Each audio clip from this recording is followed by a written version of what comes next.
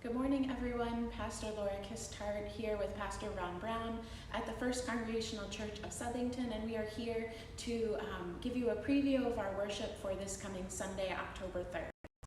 So this weekend, the Southington Apple Harvest Festival begins. Many of you are familiar with that, but if you're not, it's a wonderful community event for Southington and the surrounding area, and a great opportunity for our church to raise needed funds to support our ministries. It also pretty severely restricts access to our building, especially this coming Sunday with the annual Apple Harvest Road Race. So this Sunday, rather than worship here in our building, we will be worshiping with our neighbors at the Plantsville Congregational Church on Church Street in Plantsville. It is World Communion Sunday, so we will be recognizing that. The worship service will begin at 10 o'clock there at the church. Because we are at the Plantsville Congregational Church, there's only one way to view the service online and participate in worship in that way, and that will be on our Facebook page. So the worship service beginning at 10 o'clock will be shared on our Facebook page, so you can watch and participate in the worship service there.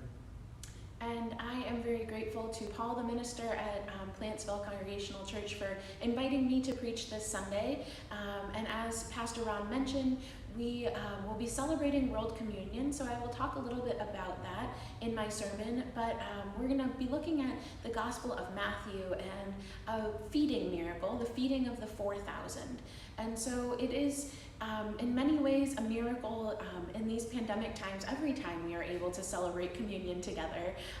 And so I think that this invitation to communion, to celebrate in communion together, is a reminder to us to think about what's at the center of our lives. And so I will think about that in the sermon time and invite you to think about that as well, to consider having Christ at the center of our lives. And so that's what I will be sharing about during the sermon this week. And one additional detail about the service this Sunday that I forgot to mention is that it is World Communion Sunday, but because of the pandemic, we'll still be having individual communion containers as we share communion. But we do invite you to bring breads from different cultures or different countries from around the world that we will display on the communion table in celebration of the fact that we, along with Christians across the world, are celebrating communion on this very special Sunday, the first Sunday of October. And then we will share those breads in a fellowship time following the worship service. And I also want to remind you that the Apple Harvest Festival here in Southington does last 2 weekends, so access to our building will still be restricted on October 10th. So we got used to worshiping at YMCA Camp Sloper during the pandemic, so we are going back for one final time this year on October 10th, on the second Sunday of the Apple Harvest Festival, to worship in the amphitheater. And the special part of that service will be a blessing of the animals. So we'll talk about that more next week during the worship preview. And also just one more thing about Sunday, October 10th. So we've had a few different times going back and forth. So when we came back into our meeting house, we were worshiping at 8 and 10:15. This week when we go over to Plantsville, we're joining them for worship. So service will be at October 10th, 10:15 again. So just important to keep track of what time we are worshiping. We also recognize that hopefully if you join us at 10 and service doesn't start until 10:15, it is just an opportunity for extended fellowship with those who arrive early as well. So one other announcement of an upcoming event in the life of our church. I am inviting any women in the congregation to join me on a retreat at the end of October. So October 29th to 30th, that's a Friday to Saturday, one night at Wisdom House. And the theme for the retreat is focusing on Sabbath and what it means to rest.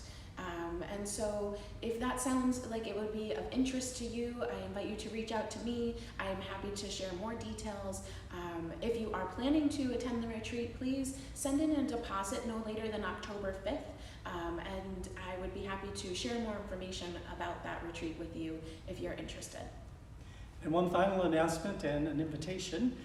Just to be clear, Pastor Laura was talking about the schedule. There will not be 8 o'clock services either October 3rd or October 10th, just the 10 o'clock service on the 3rd and the 10:15 on the 10th. We've talked about Apple Harvest Festival quite a bit this morning.